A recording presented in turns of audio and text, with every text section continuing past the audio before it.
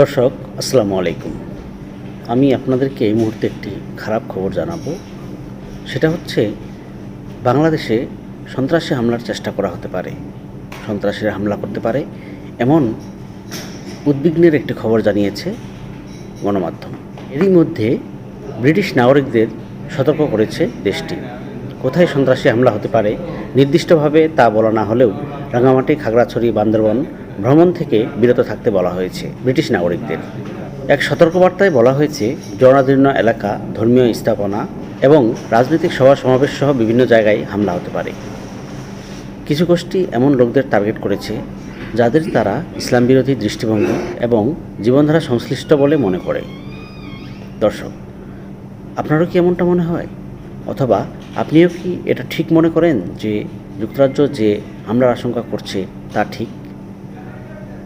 কমেন্টসে জানান।